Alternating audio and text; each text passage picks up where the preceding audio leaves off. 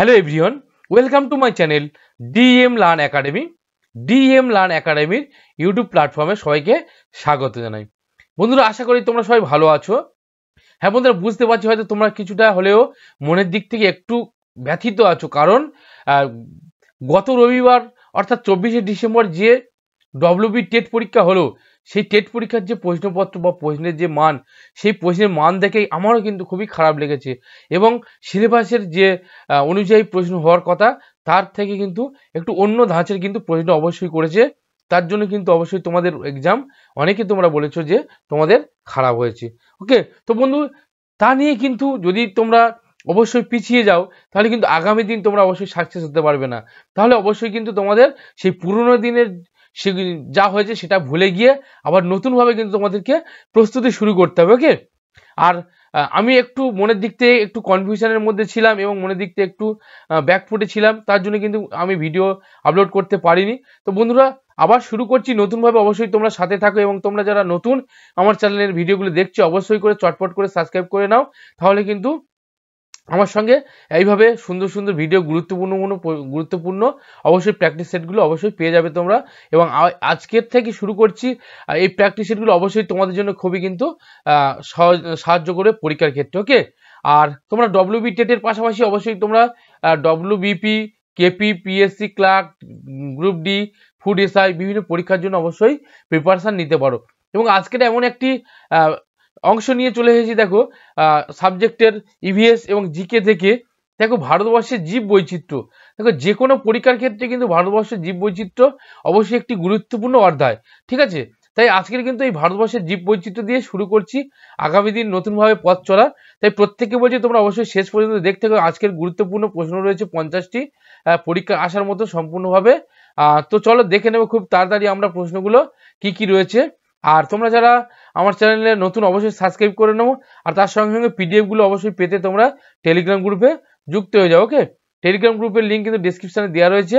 ওখানে যদি না হতে পারে তাহলে তোমরা অবশ্যই কিনা দেখো ডিএম লার্ন একাডেমি বলে অবশ্যই টেলিগ্রামে সার্চ করে ওখান থেকে যুক্ত হয়ে যেতে পারো। তো বন্ধুরা, প্রত্যেকে বলছি স্কিপ করবে না, শেষ পর্যন্ত অবশ্যই দেখো। আশা করছি আজকের ভিডিওটি তোমাদের পরীক্ষার জন্য খুবই হেল্পফুল হবে, যে কোনো পরীক্ষার জন্য। ঠিক আছে, তো চলো শুরু করি। আজকের কি কি গুরুত্বপূর্ণ প্রশ্নগুলো রয়েছে দেখে নিই চটপট করে, আর দেরি না করে। দেখো প্রথম প্রশ্ন কি বলেছে, দেখো জীব বৈচিত্র্য শব্দটি প্রথম কে ব্যবহার করেন? জীব বৈচিত্র্য শব্দটি প্রথম কে ব্যবহার করেন? দেখো Walter Rosen, Tansley, Edward Wilson, ক্যাস্টি। দেখো জীব বৈচিত্র্য শব্দটি প্রথম ব্যবহার করেছিলেন ওয়াল্টার রোজেন্ট। ওকে, ওয়াল্টার রোজেন্ট। নেক্সট ওয়াল্টার, দেখো জীব বৈচিত্র্যের জনক বলা হয়। জীব বৈচিত্র্যের জনক কাকে বলা হয়? Walter Rosen, Tansley, Edward Wilson, ক্যাস্টি। দেখো জীব বৈচিত্র্যের জনক বলা হয় কিন্তু এডওয়ার্ড উইলসনকে। এডওয়ার্ড উইলসনকে জীব বৈচিত্র্যের জনক বলা হয়। নেক্সট 3 নম্বর, দেখো জিন শব্দটি প্রথম কে ব্যবহার করেন? দেখো জিন শব্দটি প্রথম ব্যবহার করেছিলেন কে? Whittaker, Walter Rosen, Edward Wilson, D ক্যাস্টি। দেখো জিন শব্দটি প্রথম ব্যবহার করেছিলেন কিন্তু ডি ক্যাস্টি। ওকে, ডি ক্যাস্টি জিন কথাটি প্রথম ব্যবহার করেছিলেন। নেক্সট দেখো বিটা বৈচিত্র্যের উদ্ভাবক। বিটা বৈচিত্র্যের উদ্ভাবক হলেন কে? দেখো Whittaker, Walter Rosen, Edward Wilson, D ক্যাস্টি। দেখো বিটা বৈচিত্র্যের উদ্ভাবক কিন্তু হুইটেকার। ওকে, নেক্সট দেখো বন্ধুরা, পরের প্রশ্নে কি বলেছে? ভারতের মোট হটস্পট জীব বৈচিত্র্য কয়টি? হটস্পট জীব বৈচিত্র্য দেখো 106টি, 6টি, 2টি না 102টি। দেখো ভারতের মোট হটস্পট জীব বৈচিত্র্য কিন্তু মোট হচ্ছে 6টি। ওকে, নেক্সট পরেরটা দেখো বসুন্ধরা সম্মেলন কত সালে হয়? বসুন্ধরা সম্মেলন দেখো 1987, 1992, 1996, 2002। দেখো বসুন্ধরা সম্মেলন হয়েছিল 1992 সালে। ঠিক আছে, রিও জেনেরিতে। ওকে, চলো নেক্সট দেখো লুপ্তপ্রায় প্রজাতির উদ্ভিদদেরকে কোন তালিকায় রাখা হয়? লুপ্তপ্রায় প্রজাতির উদ্ভিদদেরকে কোন তালিকায় রাখা হয়? দেখো black data book, red data book, green data book, white data book. যে সকল প্রাণীরা লুপ্তপ্রায় হয়ে যাচ্ছে বা যে সকল উদ্ভিদরা লুপ্তপ্রায় হয়ে যাচ্ছে তাদেরকে কিন্তু রেড ডেটা বুকে রাখা হয়। ওকে, আর দেখো black data book, green data book পরপর আমরা আলোচনা করব। চলো নেক্সট দেখো হানিকর প্রজাতির তালিকাকে বলা হয় হানিকর প্রজাতি, অর্থাৎ যে সকল প্রজাতি আমাদেরকে ক্ষতি করে তাদের যে তালিকা অন্তর্ভুক্ত করা হয় সেগুলোকে কি বলে? Black data book, red data book, green data book, white data book. দেখো অবশ্যই কিন্তু হানিকর প্রজাতির তালিকা যারা রয়েছে তাদেরকে বলা হচ্ছে কি ব্ল্যাক ডেটা বুক। ওকে, নেক্সট দেখো পৃথিবীতে মোট হটস্পটের সংখ্যা কত? পৃথিবীতে হটস্পটের সংখ্যা মোট কত? দেখো 66টি, 36টি, 106টি, 6টি। দেখো 9 নম্বর প্রশ্নের সঠিক উত্তরটি কি হয়ে যাবে? 36টি। ওকে, পৃথিবীতে মোট কিন্তু হটস্পট সংখ্যা রয়েছে 36টি। নেক্সট পৃথিবীর সর্বপ্রথম জাতীয় উদ্যান, পৃথিবীর সর্বপ্রথম জাতীয় উদ্যান কোনটি? করবেট জাতীয় উদ্যান, ইয়েলোস্টোন জাতীয় উদ্যান, তানজানিয়ার বেরেনগেটি জাতীয় উদ্যান, ডেজার্ট জাতীয় উদ্যান। দেখো পৃথিবীর সর্বপ্রথম জাতীয় উদ্যান কিন্তু ইয়েলোস্টোন জাতীয় উদ্যান। ওকে, পৃথিবীর সর্বপ্রথম জাতীয় উদ্যান ইয়েলোস্টোন জাতীয় উদ্যান। নেক্সট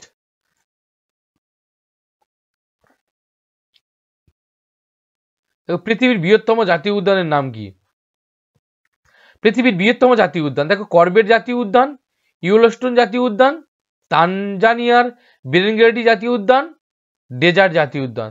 দেখো পৃথিবীর বৃহত্তম জাতীয় উদ্যান হচ্ছে কি তানজানিয়ার বেরেনগেটি জাতীয় উদ্যান। ওকে, তাহলে প্রাচীনতম যেটা হচ্ছে সব থেকে পুরানো সেটা হচ্ছে কি ইয়েলোস্টোন জাতীয় উদ্যান, আর বৃহত্তম জাতীয় উদ্যান হচ্ছে কি তানজানিয়ার বেরেনগেটি জাতীয় উদ্যান। ওকে, আর করবেট জাতীয় উদ্যান হচ্ছে কি ভারতের প্রথম জাতীয় উদ্যান।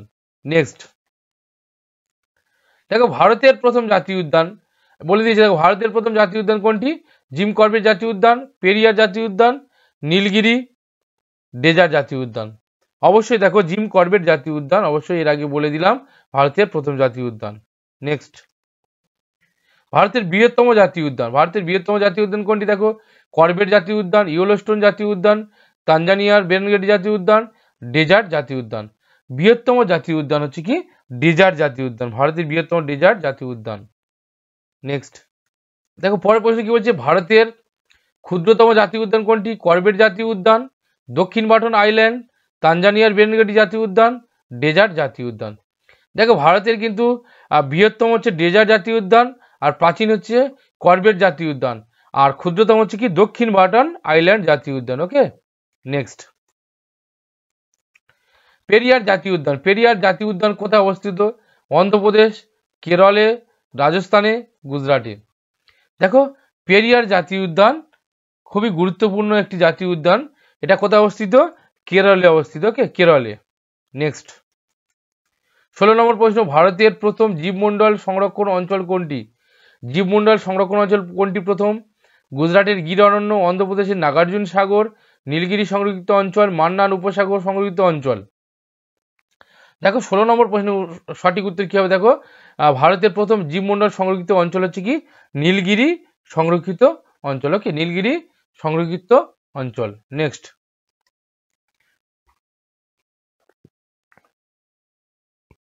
দেখো ভারতের বৃহত্তম জীবমণ্ডল সংরক্ষণ অঞ্চল কোনটি? ভারতের বৃহত্তম জীবমণ্ডল সংরক্ষণ অঞ্চল কোনটি? গুজরাটের গির অরণ্য, অন্ধ্রপ্রদেশের নাগার্জুন সাগর, নীলগিরি সংরক্ষিত অঞ্চল, মান্নান উপসাগর সংরক্ষিত অঞ্চল। দেখো ভারতের বৃহত্তম জীবমণ্ডল সংরক্ষিত অঞ্চল হচ্ছে মান্নান উপসাগর সংরক্ষিত অঞ্চল। ওকে, নেক্সট পরের প্রশ্ন কি বলছে? দেখো 18 নম্বর প্রশ্ন, ভারতের বৃহত্তম পাখিরালয় কোনটি? দেখো পেরিয়ার, ভরতপুর, কাজিরাঙ্গা, নেওড়া ভ্যালি। দেখো ভারতের বৃহত্তম পাখিরালয় হচ্ছে কি ভরতপুর পাখিরালয়। ওকে, ভরতপুর পাখিরালয় হচ্ছে কি ভারতের বৃহত্তম পাখিরালয়, এবং এটা কোথায় অবস্থিত? রাজস্থানে অবস্থিত। নেক্সট 19 নম্বর প্রশ্ন কি বলছে? দেখো ভারতের বৃহত্তম ব্যাঘ্র প্রকল্প কোনটি? গুজরাটের গির অরণ্য, অন্ধ্রপ্রদেশের নাগার্জুন সাগর, নীলগিরি সংরক্ষিত অঞ্চল, মান্নান উপসাগর সংরক্ষিত অঞ্চল। দেখো ভারতের বৃহত্তম ব্যাঘ্র প্রকল্প হচ্ছে কি অন্ধ্রপ্রদেশের নাগার্জুন সাগর, অন্ধ্রপ্রদেশের নাগার্জুন সাগর। ওকে, নেক্সট 20 নম্বর প্রশ্ন কি বলেছে? দেখো ভারতের বৃহত্তম সিংহ প্রকল্প কোনটি? গুজরাটের গির অরণ্য, অন্ধ্রপ্রদেশের নাগার্জুন সাগর, নীলগিরি সংরক্ষিত অঞ্চল, মান্নান উপসাগর সংরক্ষিত অঞ্চল।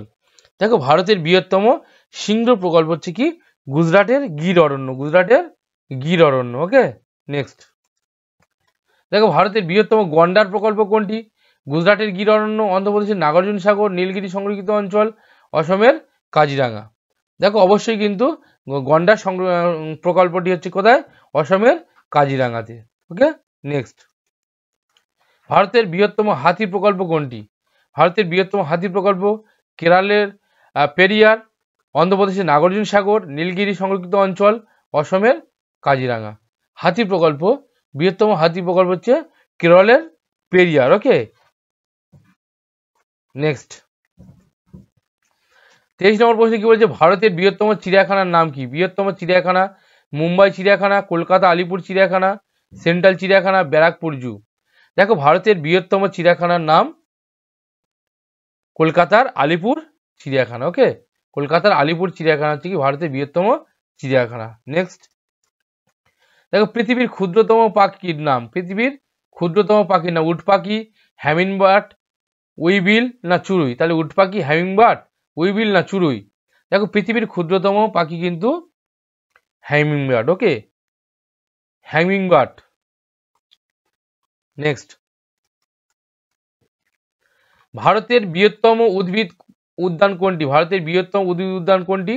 দেখো Raja Rammohan Roy botanical garden, Acharya Jagadish Chandra Bose botanical garden, Shyamaprasad Mukhopadhyay botanical garden, Bengal botanical garden. দেখো ভারতের বৃহত্তম উদ্ভিদ উদ্যান কোনটি? ভারতের বৃহত্তম উদ্ভিদ উদ্যান হলো কি আচার্য জগদীশ চন্দ্র বোস বোটানিক্যাল গার্ডেন। ওকে, নেক্সট। 26 নম্বর প্রশ্নে কি বলছে? দেখো রামসর সম্মেলন কবে অনুষ্ঠিত হয়? রামসর সম্মেলন দেখো 1962 সালে, 1970 সালে, 1971 সালে, 1991 সালে।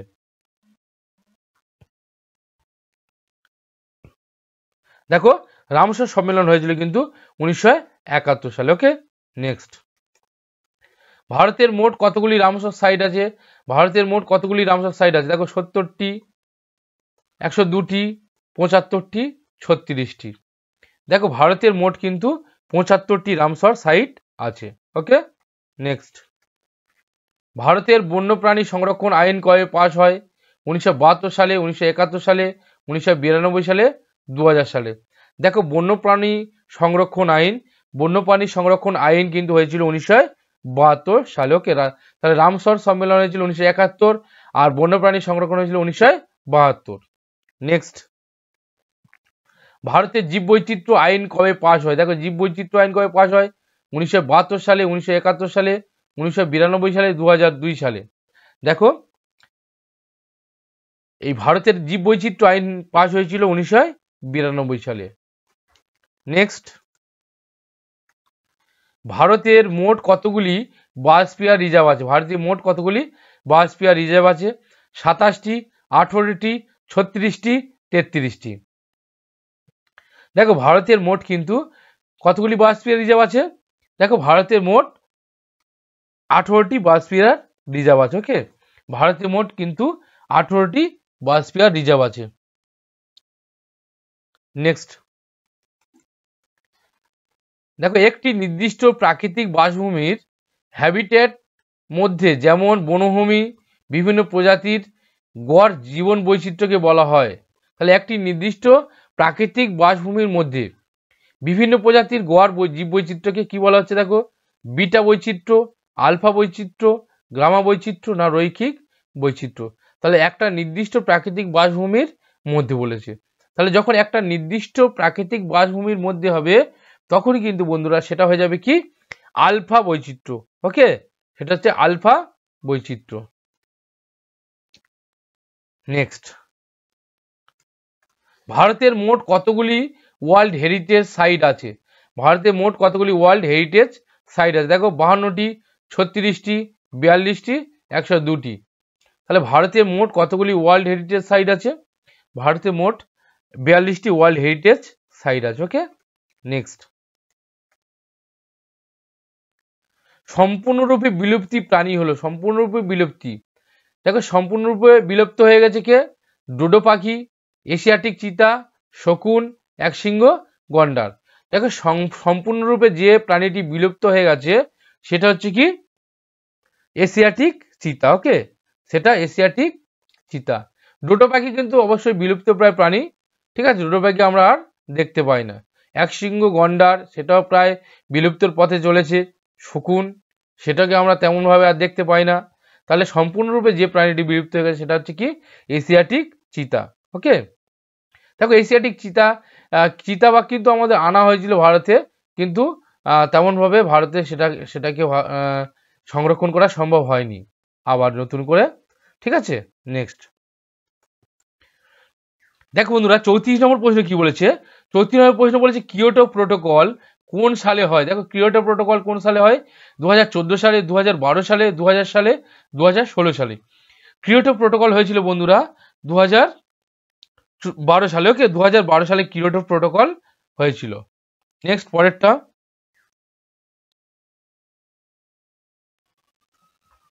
দেখো 35 নম্বর প্রশ্ন, কচ্ছ বায়োস্ফিয়ার রিজার্ভ কোথায় অবস্থিত। কচ্ছ বায়োস্ফিয়ার রিজার্ভ দেখো মধ্যপ্রদেশে, গুজরাটে, ছত্তিশগড়, আসাম। দেখো কচ্ছ বায়োস্ফিয়ার রিজার্ভ, ওকে, কচ্ছ বায়োস্ফিয়ার রিজার্ভ কিন্তু বন্ধুরা গুজরাটে। ওকে, খুবই কিন্তু গুরুত্বপূর্ণ কচ্ছ বায়োস্ফিয়ার রিজার্ভ। ওকে, মনে রাখতে হবে কচ্ছ বায়োস্ফিয়ার রিজার্ভ কিন্তু গুজরাটে। নেক্সট বলছে একটি নির্দিষ্ট জলবায়ু যুক্ত অঞ্চলে যে বিভিন্ন প্রকার উদ্ভিদ ও প্রাণীর সমাবেশ দেখা যায় তাকে বলে। অর্থাৎ একটি নির্দিষ্ট জলবায়ু যুক্ত অঞ্চল, যেখানে একটা জলবায়ু নির্দিষ্ট আছে এবং সেখানে বিভিন্ন প্রকার যে সকল প্রাণী উদ্ভিদ একসঙ্গে বাস করে তাদেরকে কি বলা হয়। দেখো বায়োমাস, ইকোলজি, বায়োম না বায়োস্ফিয়ার। দেখো 36 নম্বর প্রশ্নের উত্তরটা কি হয়ে যাবে, 36 নম্বর প্রশ্নের উত্তর হবে কি বায়োম। ওকে, কারণ যে একটি নির্দিষ্ট জলবায়ু অঞ্চলে যে সকল প্রাণী এবং উদ্ভিদরা বসবাস করে তাদেরকে একত্রে বলা হচ্ছে কি বায়োম। ওকে, নেক্সট দেখো বান্ধবগড় জাতীয় উদ্যান কোথায় অবস্থিত। বান্ধবগড় জাতীয় উদ্যান রাজস্থানে, মধ্যপ্রদেশে, কেরলে, আসামে। বান্ধবগড় জাতীয় উদ্যান, দেখো বান্ধবগড় জাতীয় উদ্যান অবশ্যই করে তোমরা সবাই জেনে থাকতে পারো মধ্যপ্রদেশে অবস্থিত। এটাও একটি কিন্তু গুরুত্বপূর্ণ জাতীয় উদ্যান। নেক্সট শিমলিপাল জাতীয় উদ্যান। শিমলিপাল জাতীয় উদ্যান কোথায় অবস্থিত, এটা একটা গুরুত্বপূর্ণ, মাথায় রাখতে হবে। এই যে কটা দিয়েছি অবশ্যই করে কিন্তু তোমরা মনে রাখবে এই জাতীয় উদ্যানগুলি কোথায় কোথায় অবস্থিত। পরবর্তীতে আমি একটা জাতীয় উদ্যানের টোটাল তালিকা অবশ্যই তোমাদের জন্য নিয়ে আসবো। দেখো শিমলিপাল জাতীয় উদ্যান কোথায় অবস্থিত, উড়িষ্যা, বিহার, দার্জিলিং, মহারাষ্ট্র। তো বন্ধুরা তোমরা যারা আমার চ্যানেল নতুন এখনো সাবস্ক্রাইব করে তোমরা চটপট করে সাবস্ক্রাইব করে নাও, আর অবশ্যই করে যদি ভালো লাগে একটু লাইক করে দাও, বন্ধুদের মধ্যে অবশ্যই শেয়ার করে দাও।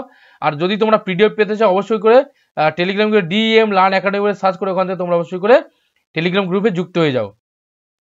দেখো বন্ধুরা শিমলিপাল জাতীয় উদ্যান অবস্থিত, শিমলিপাল জাতীয় উদ্যান অবশ্যই উড়িষ্যায় অবস্থিত। ওকে, উড়িষ্যা রাজ্যে। ঠিক আছে, চলো নেক্সট দেখো ভারতের কোন রাজ্যে অরণ্যের পরিমাণ সব থেকে কম। ভারতের কোন রাজ্যে অরণ্যের পরিমাণ সব থেকে কম, দেখো ঝাড়খণ্ড, পাঞ্জাব, বিহার, রাজস্থান। দেখো ভারতে কিন্তু সব থেকে অরণ্যের পরিমাণ কম হচ্ছে কি ঝাড়খণ্ডে। ওকে, নেক্সট ভারতের অরণ্য গবেষণা কেন্দ্র কোথায় অবস্থিত। অরণ্য গবেষণা কেন্দ্র দেখো সিকিমে, রাজস্থানে, দেরাদুনে না উড়িষ্যায়। দেখো ভারতের অরণ্য গবেষণা কেন্দ্র দেরাদুনে অবস্থিত। নেক্সট বক্সা জাতীয় উদ্যান কোথায় অবস্থিত। বক্সা জাতীয় উদ্যান এটাও একটি গুরুত্বপূর্ণ জাতীয় উদ্যান। দেখো পশ্চিমবঙ্গে, আসামে, রাজস্থানে, ঝাড়খণ্ডে। দেখো বক্সা জাতীয় উদ্যান পশ্চিমবঙ্গে অবস্থিত অবশ্যই কিন্তু। ওকে, পশ্চিমবঙ্গের একটি গুরুত্বপূর্ণ জাতীয় উদ্যান হচ্ছে কি বক্সা জাতীয় উদ্যান। নেক্সট দেখো ভারতের কোন রাজ্যে অরণ্যের পরিমাণ সবচেয়ে বেশি। ভারতের কোন রাজ্যে অরণ্যের পরিমাণ সবথেকে বেশি। দেখো সব থেকে কম বলেছিল কি ঝাড়খণ্ডে। এবারে দেখো বলেছে সবচেয়ে বেশি, দেখো উত্তরাখণ্ড, মধ্যপ্রদেশ, গুজরাট না পশ্চিমবঙ্গ। দেখো সব থেকে বেশি কিন্তু অবশ্যই মধ্যপ্রদেশ রয়েছে অরণ্যের পরিমাণ বেশি। ওকে, নেক্সট যে বইতে ক্ষতিকর বা ধ্বংসাত্মক জীব প্রজাতি সমূহের উল্লেখ থাকে। দেখো ধ্বংসাত্মক জীব প্রজাতি তাদেরকে বলা হয়, এই প্রশ্নটা কিন্তু একটু আগে হয়ে গেছে প্রথম দিকে, red data book, black data book, green data book, yellow data book. দেখো ক্ষতিকার এবং ধ্বংসাত্মক যে সকল জীব প্রজাতির যে তালিকার মধ্যে থাকে সেটা হচ্ছে কি ব্ল্যাক ডেটা বুক। নেক্সট কোনো জীবকে তার প্রাকৃতিক বাসস্থান থেকে সরিয়ে অন্য কোনো স্থানে সংরক্ষণ করাকে বলে। দেখো কোনো জীবকে প্রাকৃতিক বাসস্থান থেকে সরিয়ে নিয়ে অন্য কোনো স্থানে কৃত্রিমভাবে সংরক্ষণ করাকে কি বলা হচ্ছে? দেখো এক্স সিটু সংরক্ষণ, ইন সিটু সংরক্ষণ, বাই সিটু সংরক্ষণ, ট্রান্স সিটু সংরক্ষণ। দেখো যখন এক স্থান থেকে প্রাকৃতিক স্থান থেকে অন্য কোনো জায়গায় কৃত্রিমভাবে সংরক্ষণ করা হয় তখন তাকে বলা হচ্ছে এক্স সিটু সংরক্ষণ। ওকে, আর প্রাকৃতিক স্থানে অর্থাৎ জীবের যে বাসস্থান সেই বাসস্থানকে একটা প্রকৃতির মধ্যে বা অরণ্যের মধ্যে সেখানে নিজ বাসভূমিতে সংরক্ষণ করাকে বলা হচ্ছে কি? ইনসিটু সংরক্ষণ। ওকে, আর যখন সেখান থেকে সরিয়ে নিয়ে অন্য কোথাও কৃত্রিমভাবে করা হবে তখন তাকে বলা হচ্ছে কি? এক্সিটু সংরক্ষণ। নেক্সট 45 নম্বর প্রশ্ন কি বলছে দেখো, ভারতের জীববৈচিত্র্য কোন ধরনের? আলফা জীববৈচিত্র্য, বিটা জীববৈচিত্র্য, গামা জীববৈচিত্র্য না ফাই বৈচিত্র্য? দেখো ভারতের জীববৈচিত্র্য, যেহেতু ভারতের প্রচুর ধরনের এবং অনেক মানুষ বাস করে, তাই ভারতের জীববৈচিত্র্য কিন্তু হয়ে যাবে অবশ্যই করে গামা জীববৈচিত্র্য। ওকে, গামা জীববৈচিত্র্য। নেক্সট দেখো জীববৈচিত্র্যের সুপার মার্কেট বা বড় বাজার হলো, জীববৈচিত্র্যের সুপার মার্কেট কাকে বলা হচ্ছে? দেখো মাটিগাড়া বাজার, হাতিবাগান বাজার, জলাভূমি না তিস্তা বাজার? অবশ্যই কিন্তু জীববৈচিত্র্যের সুপার মার্কেট বলা হয় জলাভূমিকে। ওকে, নেক্সট দেখো নিম্নলিখিত কোন বাস্তুতান্ত্রিক বৈচিত্র্য কোনো বৃহৎ অঞ্চলের মধ্যে জীববৈচিত্র্যকে বোঝায়? অর্থাৎ বড় জীববৈচিত্র্য, বড় অঞ্চলের জীববৈচিত্র্য, বৃহৎ অঞ্চলের জীববৈচিত্র্যকে কোন জীববৈচিত্র্য বোঝায়? সেখানে আলফা বৈচিত্র্য, বিটা বৈচিত্র্য, গামা বৈচিত্র্য না ফাই বৈচিত্র্য? দেখো যখন বললাম যে বৃহৎ অঞ্চলের জীবগোষ্ঠীকে বোঝাবে তখন সেটা হয়ে যাবে কি? গামা বৈচিত্র্য। দেখো হ্যাবিট্যাট লস বলতে কি বোঝায়? হ্যাবিট্যাট লস বলতে কি বোঝায়? অর্থের ক্ষতি, বাড়িঘরের ক্ষতি, পারিবারিক ক্ষতি, প্রাকৃতিক বাসভূমির ক্ষতি। দেখো হ্যাবিট্যাট লস বলতে কিন্তু অবশ্যই করে প্রাকৃতিক বাসভূমির ক্ষতি বোঝায়। ওকে, নেক্সট 49 নম্বর প্রশ্ন দেখো, সামুদ্রিক জাতীয় উদ্যানটি হলো, সামুদ্রিক জাতীয় উদ্যান কোনটি? দেখো তো বন্ধুরা তোমরা যারা নতুন চ্যানেলে এখনো দেখছো ভিডিওগুলো এখনো সাবস্ক্রাইব করোনি, তোমরা চটপট করে সাবস্ক্রাইব করো না, কারণ তোমরা ভুলে যাও সাবস্ক্রাইব করতে। তো অবশ্যই যদি ভালো লাগে তোমরা লাইক করে নাও এবং বন্ধুদের মধ্যে অবশ্যই শেয়ার করে দাও। ওকে, দেখো সামুদ্রিক জাতীয় উদ্যান হচ্ছে কি? মান্নান, প্যাংগং, হিসার না পারমাদান? দেখো সামুদ্রিক জাতীয় উদ্যান হচ্ছে কি? মান্নার জাতীয় উদ্যান। মান্নার জাতীয় উদ্যান হচ্ছে কি? সামুদ্রিক জাতীয় উদ্যান। নেক্সট দেখো 50 নম্বর প্রশ্ন কি বলেছে দেখো, ন্যাশনাল ওয়েস্টল্যান্ড ডেভেলপমেন্ট বোর্ড গঠন করা হয়। দেখো ন্যাশনাল ওয়েস্টল্যান্ড ডেভেলপমেন্ট বোর্ড কবে গঠন করা হয়? 1955 সালে, 1965 সালে, 1975 সালে, 1985 সালে। তো দেখো বন্ধুরা আজকের কিন্তু এই শেষ প্রশ্ন রয়েছে। প্রত্যেকে তোমাদের যদি ভালো লাগে অবশ্যই লাইক করে দাও, কোথাও কোনো সমস্যা থাকলে অবশ্যই কমেন্টে জানাও এবং মনোবল না হারিয়ে অবশ্যই করে আবার শুরু করো, নতুন করে নিজেকে প্রস্তুত করার চেষ্টা করো এবং আমিও তোমাদের একদম ধরে ধরে শেষ পর্যন্ত শেখাবো পাই টু পাই। তো প্রত্যেকে বলছি সঙ্গে থাকো, সাবস্ক্রাইব করে নাও এবং যদি ভালো লাগে অবশ্যই লাইক করে প্রত্যেকে একটা করে, ঠিক আছে? আর যদি কোনো সমস্যা থাকে অবশ্যই তোমরা কমেন্টে জানাও, ঠিক আছে? দেখো ন্যাশনাল ওয়েস্টল্যান্ড ডেভেলপমেন্ট বোর্ড গঠন করা হয় কবে? 1955, 1965, 1975 না 1985? দেখো ন্যাশনাল ওয়েস্টল্যান্ড ডেভেলপমেন্ট বোর্ড গঠন করা হয়েছিল কত সালে? 1985 সালে। ওকে, তো বন্ধুরা আজকের এই 50টি গুরুত্বপূর্ণ প্রশ্ন ছিল, আশা করছি তোমাদের জন্য খুবই উপকারে আসবে। আজকের এই প্র্যাকটিস সেট যে 50টি প্রশ্ন যে কোনো পরীক্ষা বিশেষ করে আসে এই প্রশ্নের মধ্যে থেকে, তাই প্রত্যেককে বলছি ভিডিওটি দেখার জন্য অবশ্যই ধন্যবাদ। তোমরা অবশ্যই জুড়ে থাকো, ভিডিওগুলো দেখতে থাকো, প্রিপারেশন নিতে থাকো নতুন করে আবার যে সকল পরীক্ষাগুলো রয়েছে সামনে সে সকল পরীক্ষার জন্য এবং WBE টেটের জন্য। তো প্রত্যেককে আবার ধন্যবাদ জানাই, মনোবল না হারিয়ে এগিয়ে যাও। আর আবার দেখা হবে নতুন একটি ভিডিও নিয়ে। ওকে, ততক্ষণ প্রত্যেকে ভালো থেকো, সুস্থ থেকো, প্রত্যেকে অসংখ্য ধন্যবাদ।